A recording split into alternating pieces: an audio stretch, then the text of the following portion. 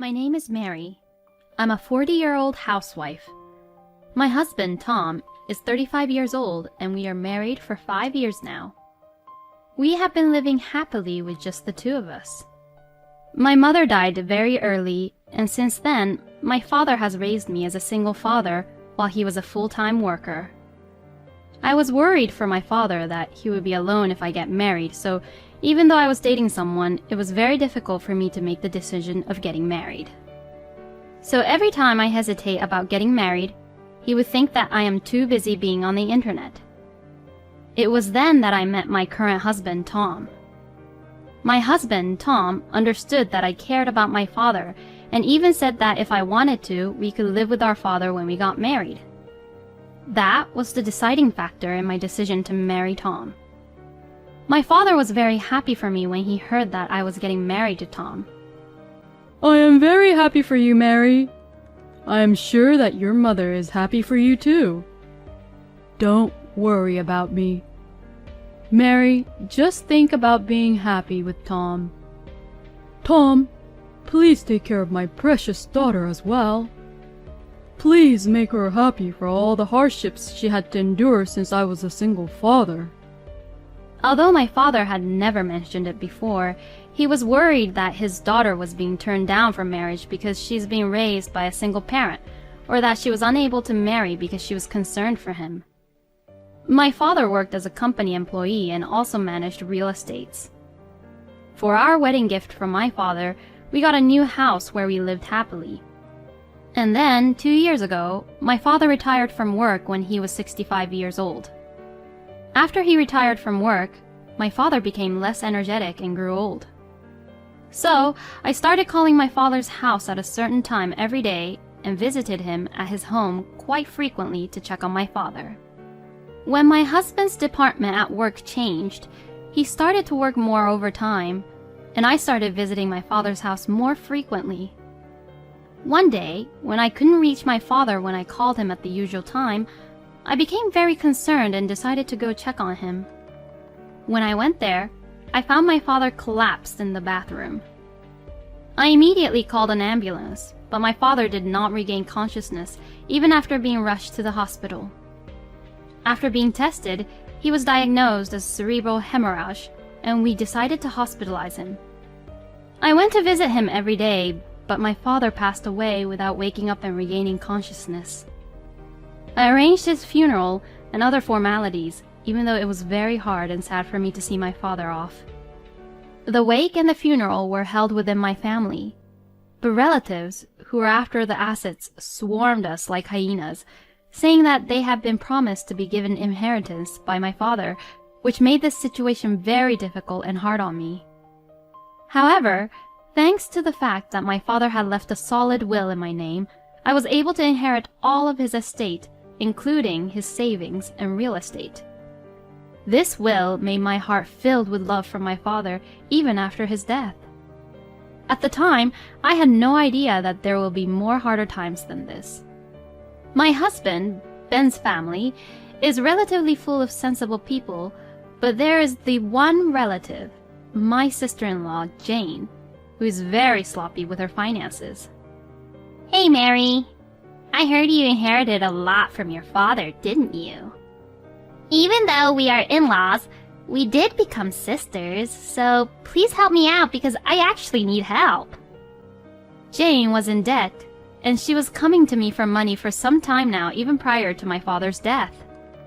Every time she comes to me for money, I rejected the request, but since she has been very persistent recently, I am very stressed out about this. Then one day, I received an invitation letter which was addressed to me. The invitation letter was about the high school reunion. When I was contemplating about RSVPing to the reunion, that's when Tom approached me. Honey, why such a stern face?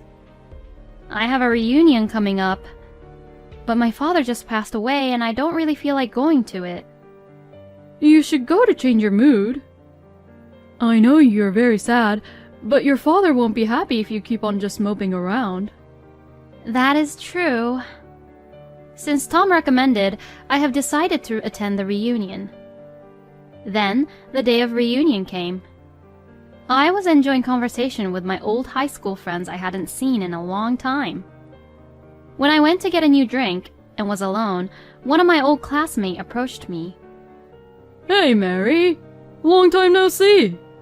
Hey. I'm sorry, have we met? Yes, we have met. Don't you recognize me? I'm Josh, your old classmate. Even when he told me his name, I still couldn't remember him, but he seems to definitely remember me. Why don't we catch up? When I didn't know what to do, Mary, what's going on? "Did you get my Coke?" Jessica questioned me. Thanks to her, I said, "Sorry, my friend is waiting on me, so I should go." And I was able to leave him behind. When I returned, Jessica looked worried. Hey, Mary, is everything okay? Did he say or do something to you? We were just talking a little bit. He said he was Josh, but I don't recall any Josh. Do you know him? Yeah, he's that preppy guy who was the captain of our basketball team. He was the heartthrob who was very athletic and was good looking. Oh yeah. Since he changed his hairstyle and we didn't have anything in common back then, I didn't notice him. You better watch out for him. He's still known to be fooling around. Since he has been checking you out today, maybe he caught your attention. No way. I am married now and I don't look like his type to fool around. Even though I scoffed off what Jessica was telling me, Josh kept on trying to talk to me.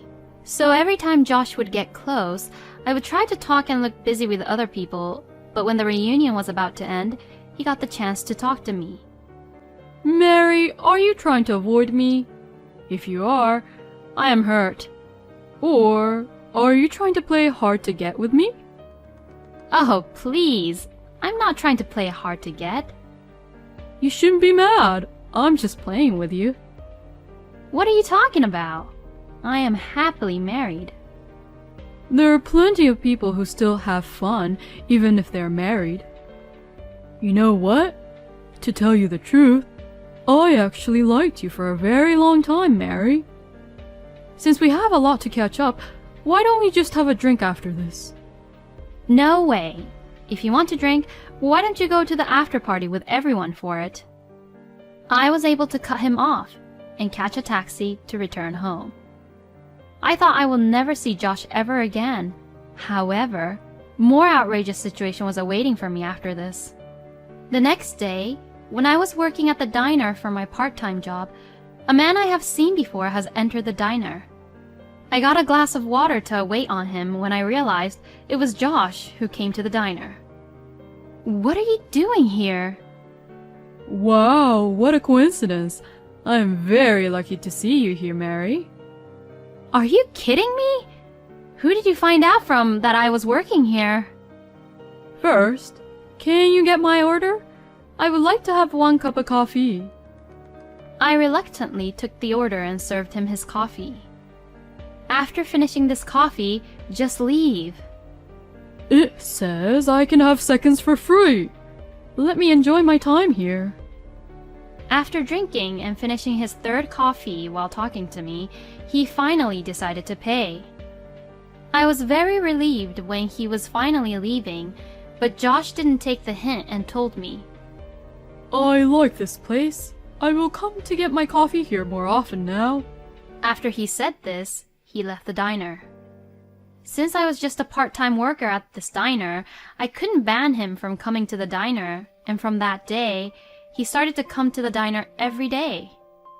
I talked to my boss about it, but since Josh was just talking to me and wasn't causing any trouble, he couldn't do anything about it. I wanted to tell Tom about it too, but lately, he has been very busy with work that I couldn't tell him about Josh. Some days later, I had a day off from my part-time job. Since I didn't have to see Josh's face because of my day off, I was very happy. But then, when I returned from my shopping, I was very shocked. Mary, welcome back. You were gone for a very long time. Josh was in front of my house. Why are you in front of my house? How did you find out where I live? Because we're soulmates. I know where you are. Stop freaking me out and please leave. You are cold-hearted. You should choose me instead of your husband, who is always not at home because of work all the time. I will and can give you good times. As he said that, Josh hugged me from behind. A chill ran down my spine and I couldn't take it anymore of this from Josh. I found myself pushing Josh away. Then, a few days later, on a rare occasion of when Tom was at home, my sister-in-law Jane came to visit. Tom said, "We need to talk." and had a very serious face with Jane beside him. I had the feeling that you were acting very weird after that reunion and then realized you are seeing someone else, aren't you? Huh? What are you talking about? Don't pretend you don't know what we are talking about. We have evidence. Jane got out an envelope which she turned upside down in front of me. Then, from the envelope, tons of photos of me and Josh pictured together fell. The pictures of us together at the reunion, and the pictures of us together at the diner. And also the picture of Josh hugging me right in front of my house. Only from looking at the pictures, it seemed that I was having an affair with Josh. See? This is the evidence. I am getting divorced with you. Pay the alimony of $50,000 all at once. Tom and Jane are grinning when he said this and made it obvious that they are trying to frame me to get a divorce with me. I pretended to not know anything about them trying to frame me and decided to divorce Tom.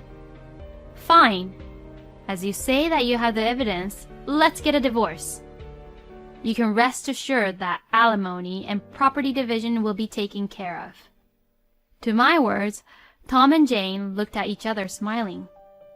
I have no intention of letting them go off the hook so easily. From here on, they will pay for what they have done to me. Oh yeah, what I inherited from my father won't be the subject to property division. What? Tom and Jane was stunned when they heard this. It was Tom who came to his senses first. Why not? You're supposed to split all the money earned after marriage equally.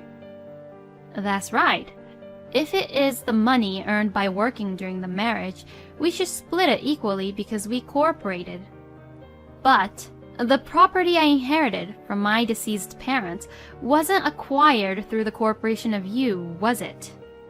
The property I inherited is called separate estate, which is not the subject of splitting it equally. Didn't you know? That's too bad, since you were only just after my inheritance. What? Do you want to know why I know this? Josh, who is in all of these photos, told me everything. The day Josh came to my house, I called the police on him. He was warned by the police, and after that, very next day, he got scared and he came back to see me. I am very sorry. Jane, my coworker asked me to flirt with you. Josh got down on his knees to apologize and started to talk about everything he knew. To my surprise, Jane was the coworker who had asked Josh to do so. When Jane heard about the reunion from Tom, she asked Josh, Hey, Josh, are you attending the same reunion as Mary is attending? If so, could you set a honey trap on her for me?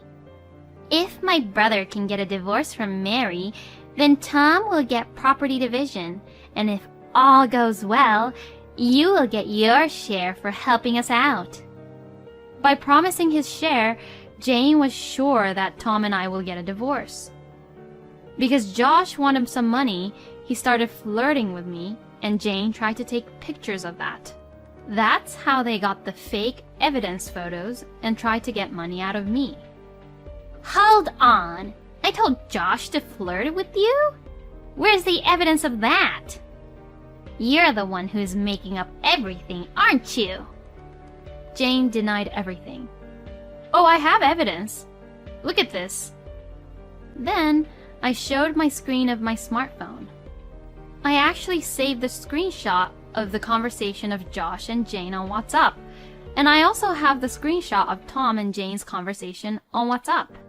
The conversation included such as, "I was very surprised.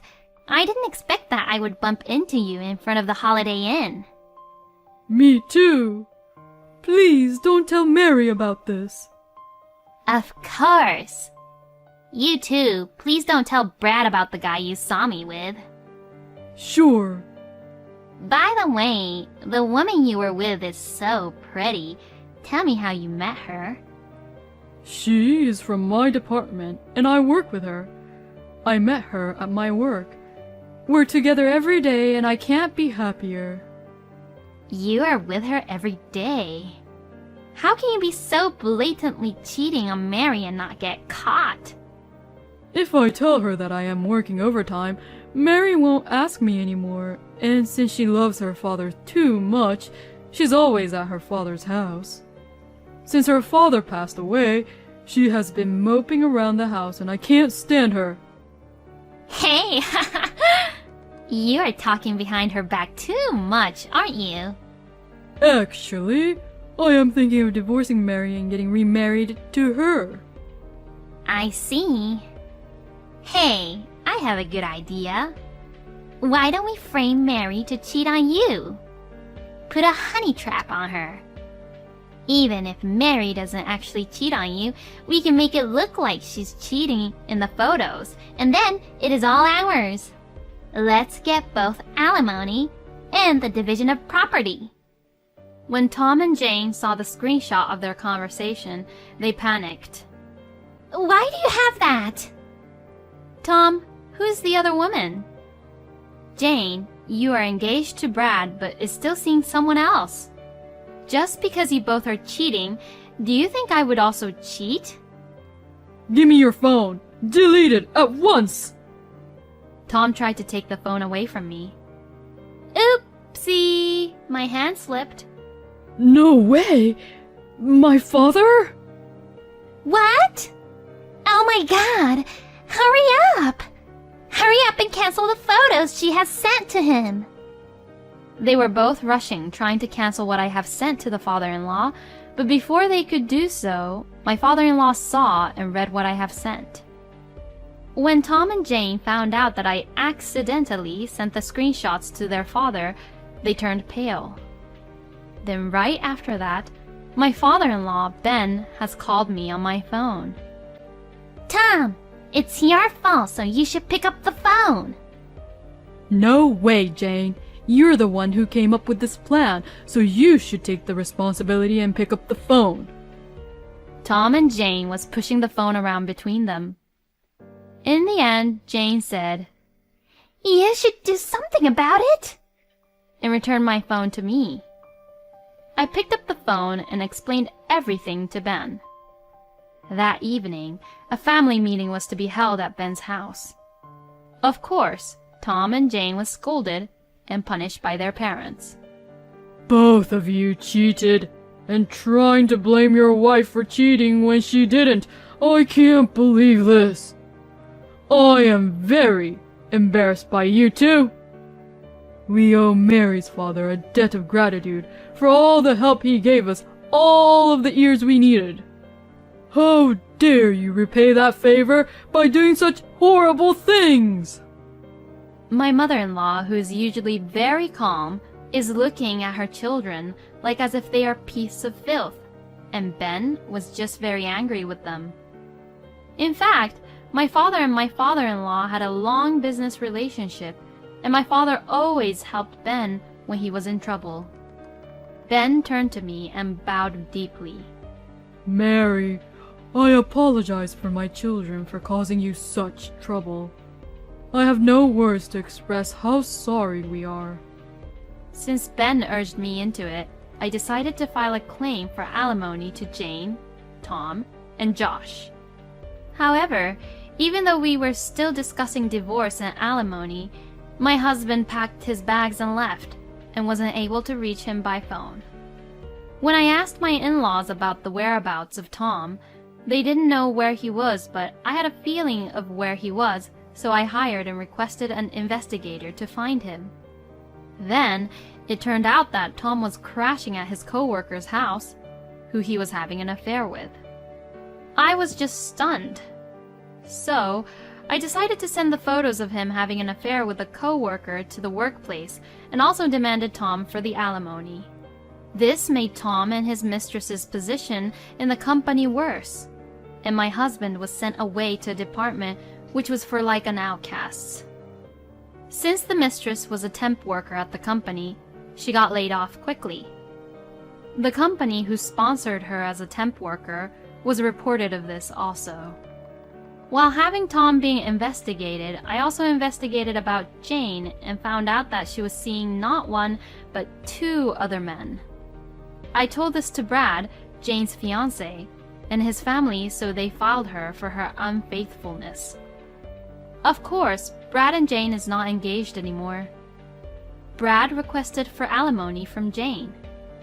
After that, Tom and Jane were so distressed that they cried to their parents, but they did not help them and just disowned them. When Tom and Jane just tried to frame me, they didn't expect that things will take wrong turns for them. And thanks to my lawyer, I was able to finalize my divorce. While I felt that it was finally over, I also realized that now that my father had passed away, I was now alone. I thought I would be lonely, but thanks to my friends who knew about what was going on encouraged me. And thanks to my former in-laws who cared and took care of me, I am surprisingly having a good time. Every once in a while, my ex-husband, Tom, would call and say, "You were and are the one. Let's get back together." He would say such nonsense to get back with me or to borrow money from me, so I ignored his calls. Every time he would message me, I send the screenshot of the messages to Ben. Then, Ben will scold and punish Tom about it. I don't think Tom hasn't learned. Maybe Tom doesn't even have the brain to learn. Since then, Josh doesn't show up to my diner anymore, and since now I am single and not dependent to anyone, I decided to work as a full-time worker. From now on, I will work harder than ever while managing the assets my father left me.